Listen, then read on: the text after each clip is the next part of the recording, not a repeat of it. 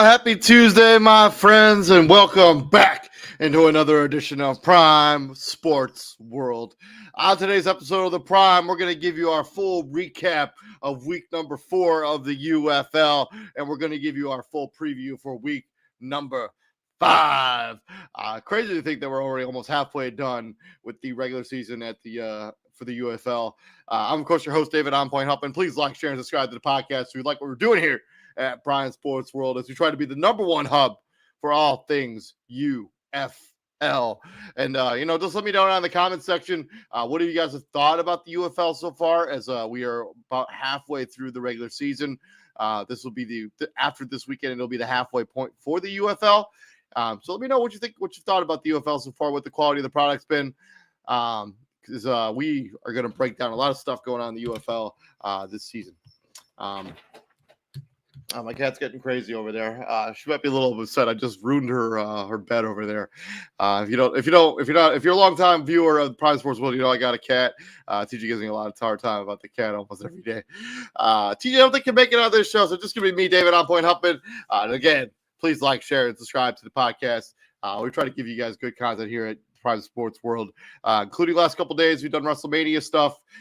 If you watched Monday Night Raw last night, holy cow. Leave me some comments what you thought about that too. But let's get into it. Let's talk about the UFL. Let's start first with Friday afternoon or Friday evening football. And it was all Panthers all the time as they put the whooping on the Memphis Showboats.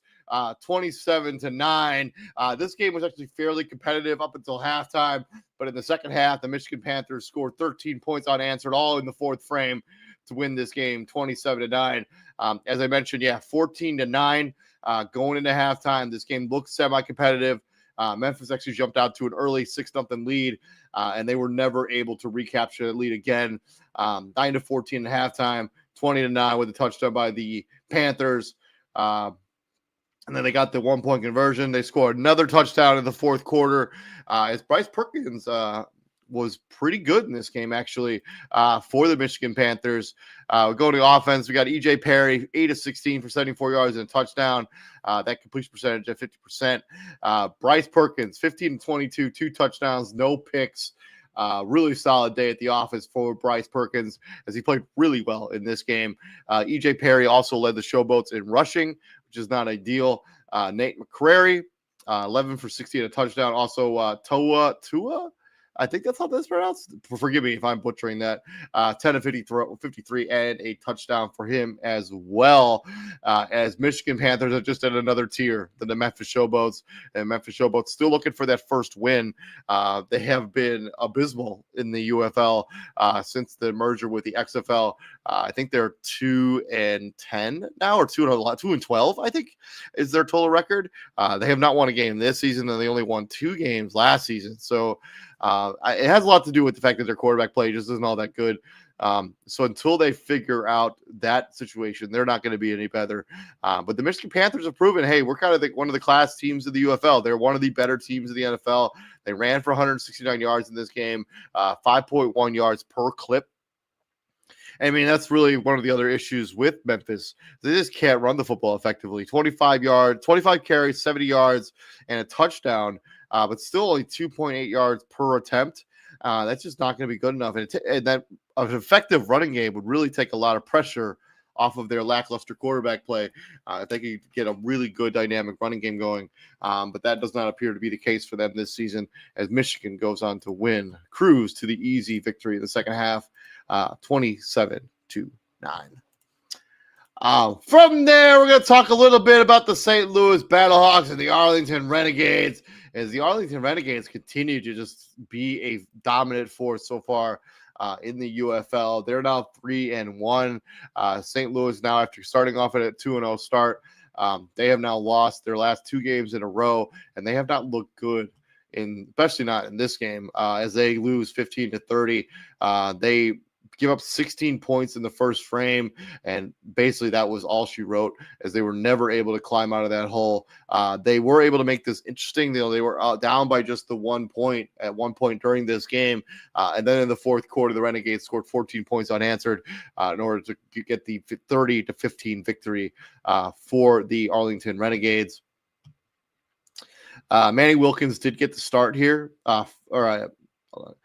He got the start for the Battlehawks and was eventually benched in favor of Max Dugan, who wasn't any better for the Battlehawks. But Manny Wilkins' first points are scored on a fumble as the Arlington Renegades recovered this fumble, took it into the house for a touchdown to go up 0-6. And basically they had the lead for the remainder of the game.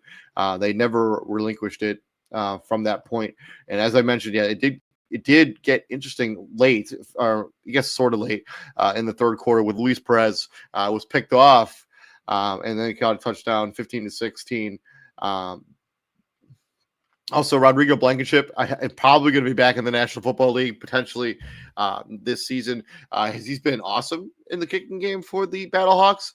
Was really their only sustainable offense in this game. He had 3 field goals in this game, and then they had the 1 defensive touchdown. But otherwise, they had no offense to talk about whatsoever. As Max Dugan threw a pick 6, Manny Wilkins fumbled the ball for a touchdown for the Arlington Renegades. And when you gift your opponent 12 points in a game, there's just no way you can win that, especially if your offense is going to be as inept as it was in this game. Max Dugan, 8 of 17, no touchdowns, 2 interceptions, 47% completion percentage. Manny Wilkins, 0-2, just not going to be able to get it done. Wasn't good enough in this game. And then they haven't been able to run the ball especially effectively. I mean, they did go over the century mark, but 3.3 yards per carry. Jacob Saylor is probably their best offensive player, 20 for 61. And I'm still shocked at why they don't have that wide receiver that was a standout star last season doesn't have a single target. Akeem Butler, he doesn't have a single target in this game either. And I know their passing game wasn't very effective. They had 8 completions throughout the entire combat between these two teams. But you would like to have seen him get at least 1 target. He's your best football player. So if you have to find a way, creative ways to get him the football, figure it out. On the other side, Arlington.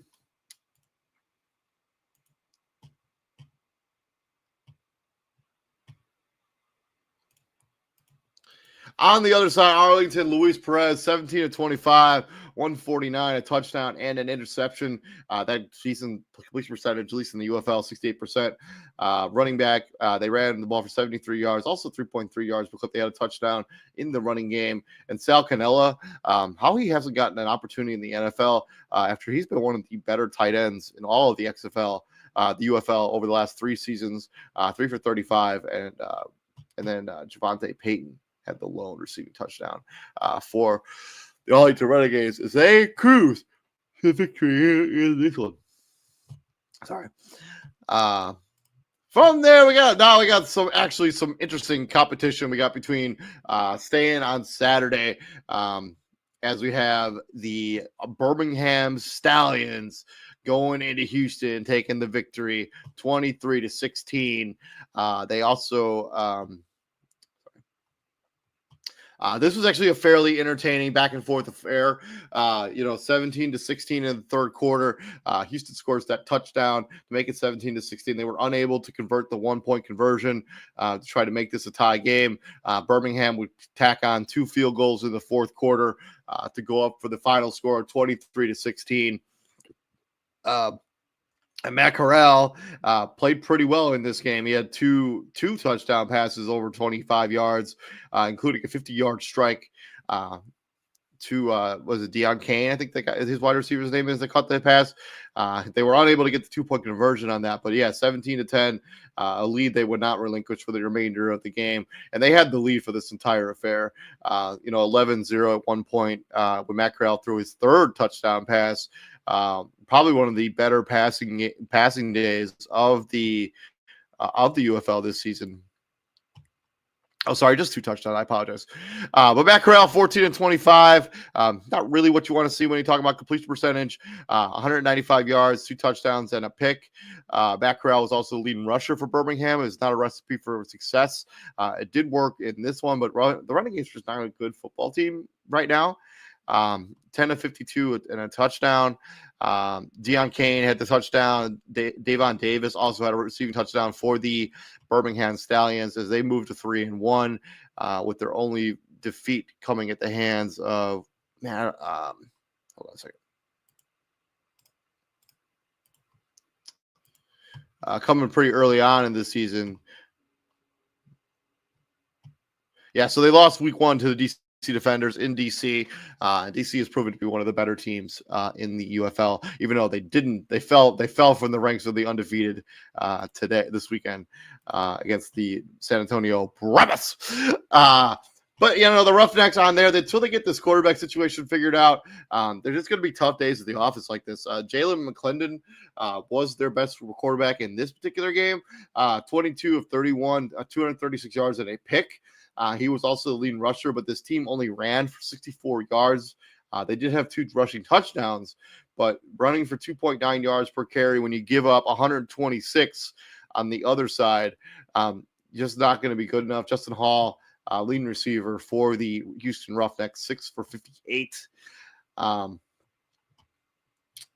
As the Birmingham Stallions win a very entertaining back and forth affair as they go on to win this game. 23-16 on the back of their kicker, who kind of sealed the deal for them. And their kicker was pretty solid in this game, too. 2 kicks over 50 yards in this one. And then to the Sunday night nightcap, the San Antonio Brahmas knocked off the DC Defenders and they are no longer in the ranks of the undefeated teams in the UFL as they fall 24-18 to San Antonio. Even with the beer snake, they could not get over the Schneid, and there are no more undefeated teams in the UFL. And the Brahmas get their first victory, so they get off the Schneid. They're now 1-3, and they've had a couple of games that they've been really competitive over the last 2 weeks. So good to see them get over the hump and beat the DC Defenders 24-18. And this was another one of those games. Was a super entertaining back and forth affair.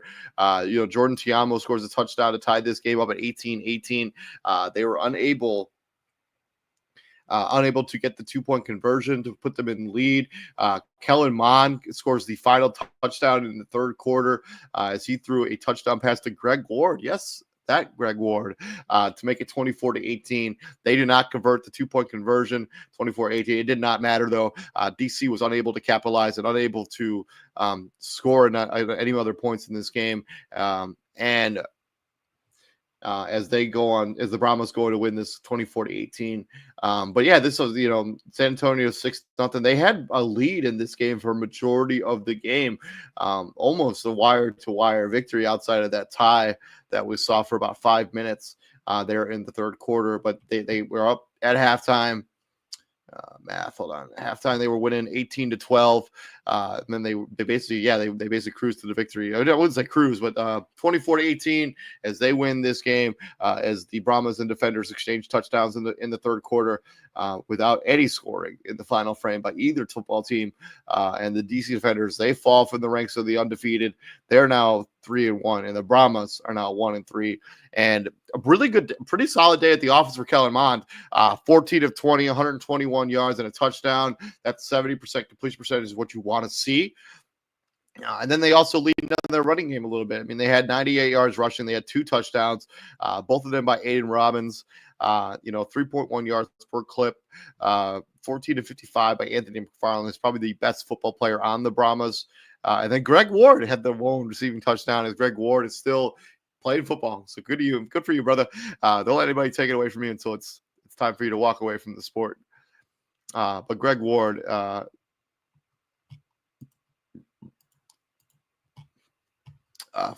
Jacob Harris was their lead receiver for 3 for 35. On the other side, I mean, Jordan Tiamo, he has the gaudy passing numbers, 19 of 31, 299 yards, almost 300 yards passing there, and a touchdown. 61% completion percentage. He was the leading rusher for DC, which is probably not a recipe for success. 10 for 74 and a touchdown. Abram Smith, probably their best all-around football player, 13 of 40. And then on the wide receiving game, they had 3 for 87. Moore McKinney had the lone receiving touchdown for the DC defenders as they're unable to just claw their way out of that hole they were in by the San Antonio Brahmas, who just had their number in this particular game as they go on to win 24-18. What did you guys think was the most impressive victory? If you watched a lot of the UFL this weekend, what would you think was the most impressive victory? Is it the fact that the Brahmas were able to get out the schneid? I mean, they went into this game 0-3, losing every single matchup so far this season, and then they beat what was previously undefeated DC Defenders football team on the road. That's a pretty damn good victory for a team that has been struggling so far this season, and you love to see them get off the schneid. Let's see if the Memphis Showboats can have a similar performance next week as they try to get off their schneid as they've fallen to 0-4. But the San Antonio Brahmas going to get my game ball from me here at the UFL or from Prime Sports World as we try to be the number one hub for all things UFL. But yeah, let's switch into gears. Let's talk about week number 5 as we got some good matchups here in week number 5 as we see some teams trying to go off the schneid. We see some teams that are going to try to bounce back after difficult losses in week number 4 and week number 5. And let's start first on Friday Night Football. This one is on Fox. So this is on your regular Fox network, so you should be able to watch it without having to have cable. But it's going to be your Memphis Showboats who are still looking for that first victory going into Birmingham, who have won 3 games in a row off that one loss to the DC Defenders. I'm going to take the Birmingham Stallions. I haven't seen anything out of the Showboats that puts me in a position where I'm like, yeah, I'm real confident about that football team right now. I will take the Stallions. And then Saturday Night Football, this one's on ESPN. We got the Michigan Panthers going into St. Louis and taking on the 2-2 Battlehawks. The Michigan Panthers, I think, have won 2 games in a row, and the Battlehawks, on the other hand, have lost 2 games in a row. Let me make sure. Let me check that real quick.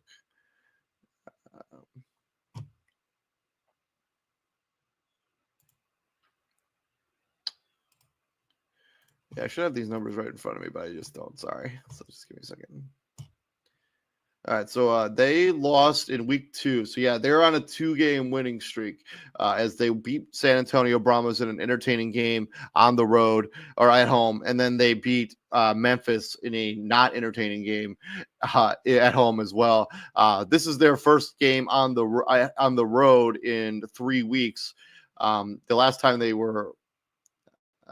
on the road, they played against the Memphis Showboats, and they beat them in Memphis in week number 1. So this is only their second road game as they go into St. Louis. And St. Louis is going to try to bounce back after what's been 2 very difficult weeks at the office, especially at the quarterback position with really shaky play by Manny Wilkins and Max Dugan this most recent week. So I will take the Michigan Panthers. I think I have a little more faith, especially with how well Bryce Perkins has been playing lately. Let me get the Michigan Panthers in that particular matchup. Battlehawks fall down to 2-3, and they're going to have to figure out something because they're just not good enough right now. And then probably the best matchup of the entire weekend. We got the DC Defenders at 3-1 going into Arlington and taking on the Renegades. DC Defenders are at 3-1. Obviously, they just lost that more recent game against the San Antonio Brahmas. And we had then when the Arlington Renegades, they're 3-1. I think they lost week 1, and they're on a 3-game winning streak now. Just double check that. No. So they got beat by Birmingham in week number 3 when Birmingham made their home debut. But that was a very close game, 10-9. Otherwise, they've been very dominant. They beat the Brahmas 33-9. They beat the Renegades Roughnecks 11-9. They beat the Battlehawks this most recent weekend 30-15. So they have been really good when it mattered. DC, on the other hand, obviously they just lost this week. So that's their first loss of the season. But they beat Birmingham on opening weekend. They beat the Memphis Showboats, who are not a good football team. And they beat the St. Louis Battlehawks, who are also not a great football team. They lose to the Brahmas. I'm going to take the Arlington Renegades. I just think that they're a better football team, and I have more faith, I think, in Luis Perez, who's Mr. Spring Football, than I do currently in Jordan Tiamu. And that's not the slide to Jordan Tiamu. He put up some pretty gaudy numbers this week against the San Antonio Brahmas. But I just had a little more faith in Luis Perez, and I think having good quarterback play is really important in this particular league. So I will take the Renegades to get the victory and move to 4-1. And then the final game of the weekend, we got Sunday Night Football. This one is also on ESPN, so you're going to need to have cable. This is at 3 o'clock in the afternoon. We got the Roughnecks and the Brahmas. Both these football teams coming in at 1-3, as the Brahmas just got off the schneid as they beat the DC Defenders this most recent weekend. And the Roughnecks, I think their only victory was against the Memphis Showboats early on. Let me just double check that right quick. Sorry, hold on. I will say the UFL website is like pretty nice. Like it's like not the ESPN one, though, like the actual website. Yeah, their only victories begin against the Memphis Showboats, 18-17. That game was on the road in Memphis, and now they're going to go into San Antonio and take on the Brahmas, and I think they're going to come up short. I have more faith in the San Antonio Brahmas. I think I've seen more out of them the last few weeks. That gives me more faith that they can be a football team that gets a little bit of a roll here going. If my memory serves me correct, they did lose in the finals to the Stallions last season, so they can get on a roll here, and you could link up some victories and have some nice little momentum going towards the latter part of the season in the second half here. So give me the San Antonio Brahmas to beat the Roughnecks. And so if you're keeping score at home, that's Stallions, Panthers, Renegades, Brahmas are my predictions for week number 5 when it comes to the UFL. Let me know down in the comment section what you think about those predictions. And let me know down in the comment section what you think about the UFL so far this season as well. But yeah, thank you very much for joining us. This has been our week 4 preview, week 4 recap of the UFL, week 5 preview as we try to be the number 1 hub for all things UFL. Please like, share, and subscribe to the podcast because we are Prime Sports World and we continue to give you guys good content. If you guys would like us to do something, anything you guys want us to shake up our content a little bit, leave us down in the comment section when it comes to the UFL. We are going to do a mock draft show either tomorrow or Thursday morning, where we're going to break down some stuff going on in that league. The draft is on Thursday, which is crazy. It just kind of popped up out of nowhere. The NBA playoffs is still going on. Wrestling's getting crazy. If you watch Monday Night Raw, you know what I'm talking about. So yeah, it's a good time to be a sports fan right now, as all things are kind of kicking into high gear. But yeah, thank you very much for sticking with us here at Prime Sports World. We'll be back here either tomorrow or Thursday with our final mock draft. But yeah, thank you very much for joining us. My name is David Huppin, and you're watching Prime Sports World. Please like, share, and subscribe to the podcast. And right here at Prime Sports World, we bring the heat. And here's a message for our sponsor, the Huddle Sports Network. Thank you very much for allowing us to be on your network. We'll be back here tomorrow or Thursday. You all be safe and have a good night. Peace out. Welcome to the Huddle Sports Network, where we're breaking boundaries and redefining podcasting. Broadcasting live on 6 different platforms, we're bringing you the latest in sports like never before. Imagine tuning into real-time discussions, expert analyses, and fan interactions all at your fingertips. Each platform offers a unique experience, whether you're on YouTube, Facebook, or Twitch. We're not just sharing stories, we're creating a community of passionate sports enthusiasts. Join us as we dive deep into the evolution of podcasting, where every episode is a chance to engage, debate, and celebrate the world of sports. This is where your voice matters and the game never stops. Welcome to the Huddle Sports Network, where we're breaking boundaries and redefining podcasting. Broadcasting live on 6 different platforms, we're bringing you the latest in sports like never before, where sports passion meets podcasting brilliance. I'm Mike, the Bear fan, and alongside Bill, the Packer fan, and our buddy Ken Catalone, we're bringing you an incredible lineup of 38 diverse podcasters. Each one brings their unique flavor to the table, covering everything from game analysis to behind-the-scenes stories. Imagine diving deep into the minds of experts who live and breathe football, sharing insights that you won't find anywhere else.